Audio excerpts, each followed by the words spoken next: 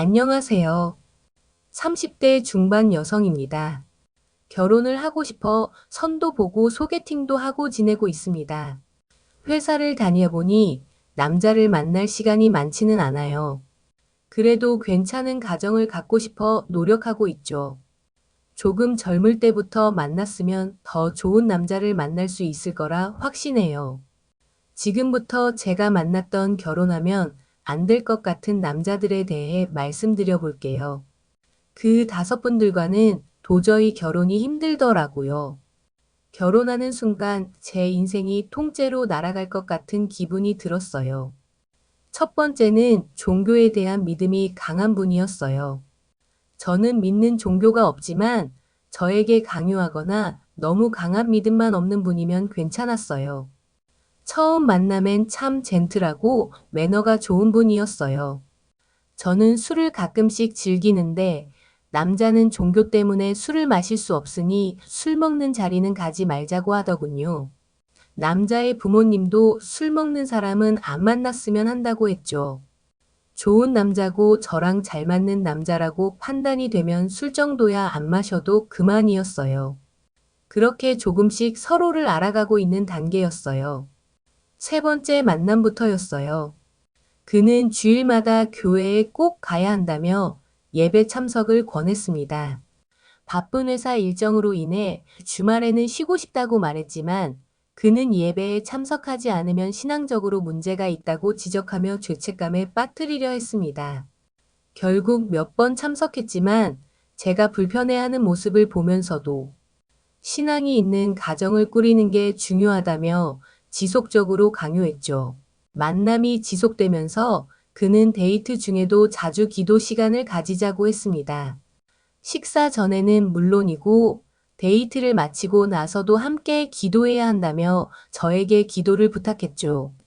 저는 종교적 믿음이 없으니 개인적인 시간에 기도를 강요받는 것이 불편하다고 말했지만 그는 기도 없이는 관계가 깊어질 수 없다며 저를 설득하려 했습니다. 어느 날 그는 가족과 함께 교회의 큰 종교 행사를 참석하자고 제안했습니다. 그 행사는 하루 종일 진행되는 일정이었고 저는 개인적으로 하고 싶은 일이 있다고 말했지만 그는 이런 중요한 행사에 빠지면 가족들에게 안 좋은 인상을 줄 수 있다며 제가 꼭 참석해야 한다고 주장했습니다.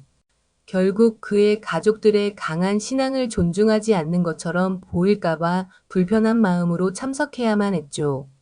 이런 일들이 반복되면서 그와의 결혼 생활은 신앙에 지나치게 얽매일 것 같아 힘들다고 느껴 헤어졌습니다. 처음부터 강요만 하지 않으면 괜찮았지만 제가 교회를 여러 번 따라가 본 결과 분위기가 배우자의 신앙이 없으면 안 되는 분위기였어요. 결국 저에 대한 존중보다는 신앙이 우선시 되는 거였죠. 그리고 두 번째는 마마보이였어요. 그와 처음 데이트를 시작했을 때 매일 어머니와 통화하는 모습을 보게 되었어요. 그는 데이트 중에도 어머니에게 전화를 걸어 오늘 뭐 먹었어? 어디서 뭐 하고 있어? 누구랑 있어? 같은 사소한 일상까지 물어봤죠. 처음에는 괜찮아 보였어요. 어머니랑 관계가 좋은 사람이고 참 다정하고 친절한 사람으로 보였죠. 저 모습을 나에게 해준다면 좋은 결혼 상대라고 생각했죠. 어느 날 특별히 좋은 레스토랑에서 저녁을 먹기로 한 날이었는데 음식을 주문하고 저와 이야기를 나누던 중 갑자기 어머니에게 전화를 걸어 메뉴 선택을 물어봤어요. 그는 어머니가 메뉴판을 읊는 그에게 음식을 골라주자 바로 먼저 했던 주문을 취소하고 다른 음식을 선택했습니다. 저는 당황스러웠지만 그의 어머니가 이 식당의 메뉴를 잘 아셔서 그런가 생각했지만 그가 계속해서 어머니의 말을 우선시하는 모습을 보며 불편함이 쌓였죠. 둘이서 여행을 가기로 계획했는데 그는 먼저 어머니에게 모든 계획을 상의했어요. 그가 직접 호텔과 장소를 고르지 않고 어머니가 추천해 준 곳으로만 예약하겠다고 했을 때 저는 여행 계획을 다시 세우는 과정에서 그의 의존성이 심각하다고 느꼈습니다. 심지어 어머니가 그 호텔은 우리 가족이 자주 가는 곳이니까 꼭 거기로 가라. 라고 말하자 당신이 원했던 다른 호텔을 포기하고 그곳으로 예약했죠. 결국 그 여행 내내 어머니와 계속 연락을 주고받으며 심지어 어머니가 추천한 식당에서만 식사를 하자고 고집했습니다. 이 여행이 둘만의 특별한 시간이 아니라 그의 어머니가 함께하는 것 같은 기분을 느꼈어요. 연애가 진전되면서 결혼 이야기가 나왔을 때 그의 어머니는 직접적으로 제 가정 환경이나 직업에 대해 간섭하기 시작했어요. 저는 결혼 준비 과정에서 두 사람이 함께 결정해야 할 것들이 많다고 생각했지만 그는 중요한 결정마다 어머니에게 허락을 받으려 했죠. 집을 어디에 살지, 결혼식 장소는 어디로 할지, 심지어 예물까지도 어머니가 다 결정하려고 했어요. 저는 우리 둘의 결혼인데 왜 모든 걸 어머니가 결정하셔야 하나요? 라고 물었을 때 그는 어머니를 존경한다며 어머니의 뜻을 따르는 게 가족을 위해서 최선이다라고 주장했습니다. 이때 결혼 생활 내내 그의 어머니가 모든 결정을 내릴 것이란 불안감을 느꼈고 이 관계를 지속하는 것이 힘들다고 결심하게 되었죠. 이런 일들은 상대방이 진정한 독립적인 배우자가 될 수 없다는 생각을 하게 만든 결정적인 순간들이었습니다. 세 번째는 폭력성이 짙은 남자였어요. 외모도 멋지고 능력도 있고 스타일도 좋고 유머도 있어서 제일 마음에 들었던 상대예요. 우리는 고급 레스토랑에서 식사를 하기로 했습니다. 분위기는 좋았고 기대도 많이 했지만 그가 주문한 음식이 조금 늦게 나오자 그의 표정이 갑자기 변하기 시작했어요. 그는 서빙하던 직원을 불러내더니 야, 여기 서비스 왜 이래? 왜 이렇게 늦게 나오는 거야? 손님 무시하는 거야? 지배인 나오라 그래. 라고 반말과 폭언을 퍼부었어요. 직원이 당황하며 사과를 했지만 그는 사과를 받아들이지 않고 계속해서 이런 데서 일하려면 제대로 해야지. 라며 사람들 앞에서 모욕을 줬습니다. 그 순간 저는 너무나 불편하고 당황스러웠지만 그의 외모나 능력 때문에 처음엔 그런 행동을 그냥 넘기려고 했던 것 같아요. 사실 이런 성격들은 바로 손절하는 게 맞긴 한데 제가 너무 마음에 들었던 상대라 조금 더 지켜보기로 했어요. 혹시 어쩌면 그날만 엄청 안 좋은 일이 겹쳐 예민했을 수도 있다는 자기 위로를 했죠. 다른 날 우리는 그의 친구들과 함께 술자리에 참석했어요. 분위기는 점점 좋아지고 있었는데 그중 한 친구가 그에게 장난을 치자마자 그의 반응이 확 달라졌습니다. 갑자기 목소리를 높이며 너 지금 날 무시하는 거야? 라고 소리치더니 책상을 세게 치면서 화를 냈어요. 친구는 당황해서 바로 사과했지만 그는 계속해서 친구를 비난하고 무시하는 말을 했어요. 그때 저는 그의 자존심이 조금만 건드려져도 이렇게 과민하게 반응한다는 걸 느꼈습니다. 그 자리는 점점 불편해졌고 저 역시 그 상황이 너무 불쾌했어요. 저에게는 폭력적인 모습을 직접적으로 드러내지 않았지만 자칫 나에게 화가 올까 불안했어요. 그렇게 마음이 조금씩 멀어지기 시작했죠. 또 다른 날 우리는 쇼핑몰 주차장에서 차를 세우고 나오는데 다른 차가 그의 차 옆에 주차하면서 공간이 많이 좁아졌어요. 그는 바로 화를 내기 시작하더니 차 주인을 기다렸습니다. 상대방이 오자마자 그는 다짜고짜 주차를 이렇게 하면 어떻게 해? 라고 소리치더니 상대방이 사과를 해도 사과로 될 일이 아니야. 차에 흠집이라도 났으면 큰일 날 뻔했잖아. 왜 주차를 똑바로 안 하는 거야? 사람 불편하게 말이야. 왜 이렇게 개념이 없는 거야? 라며 위협적인 말투로 몰아붙였어요.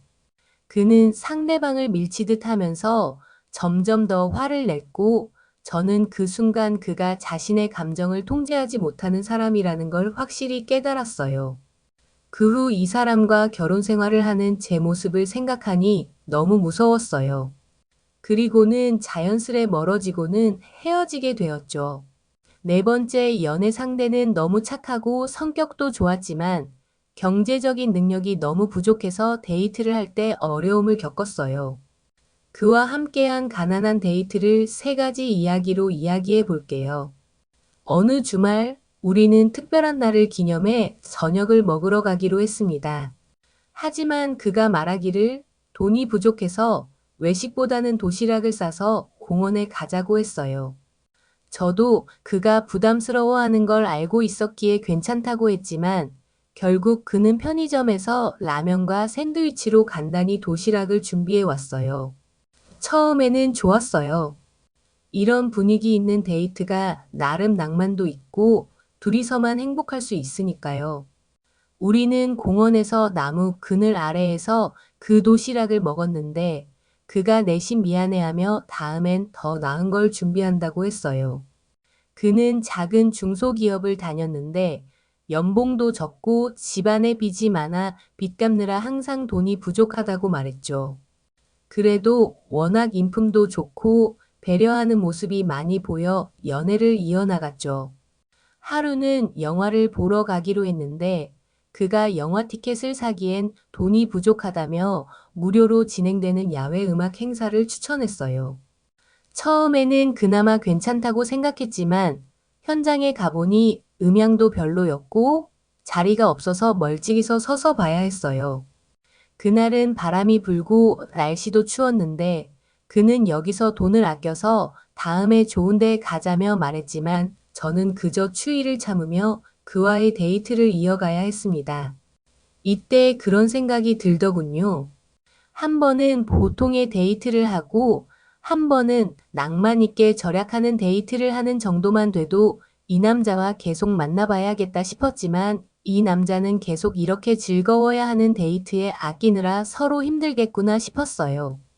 어느 날 데이트 후에 카페에서 커피를 마시고 싶다고 했을 때 그는 미안한 표정으로 카페 커피는 너무 비싸니 편의점에서 음료를 사서 벤치에 앉아 마시자. 라고 제안했어요. 그래서 우리는 편의점에서 캔커피를 사서 근처 벤치에 앉아 마시며 대화를 나누었는데 그의 상황이 이해되면서도 솔직히 조금 아쉬운 마음이 들었어요. 그가 더 좋은 데로 데려가고 싶지만 나중에 기회가 되면 꼭 그렇게 할게. 라고 했지만 그 순간 저는 경제적 어려움이 이 관계에 큰 부담이 될 것 같다는 생각을 떨칠 수 없었어요. 카페 10,000원이 아깝거나 없어서 30대인 저에게 매번 이렇게 푸대접을 하니 저는 마음의 문이 닫혀버렸죠. 일반적인 커플의 데이트처럼 데이트할 때는 다 제가 냈었죠. 그는 너무 착하고 배려심도 많았지만 경제적 어려움으로 인해 데이트조차 여유롭게 할 수 없는 상황이 지속되면서 저는 그와의 관계를 계속 이어가는 것이 현실적으로 어렵다고 느꼈습니다.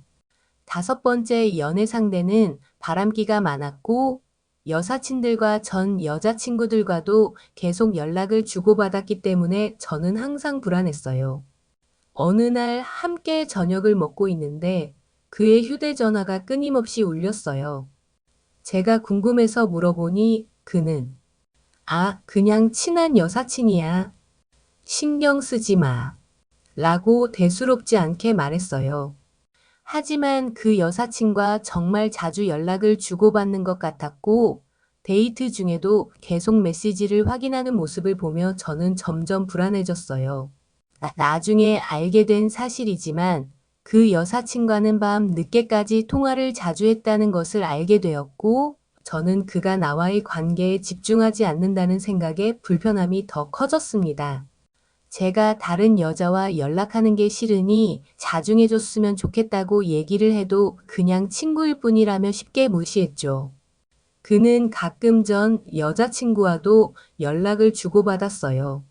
한 번은 그의 생일을 맞아 제가 준비한 선물을 주며 함께 좋은 시간을 보내고 있었는데 갑자기 그의 전 여자친구에게서 생일 축하 메시지가 왔습니다. 저는 그가 굳이 전 여자친구의 축하를 받을 필요가 있냐고 물었지만 그는 우리는 이제 친구 사이일 뿐이야. 아무 문제 없어. 라고 대답했어요.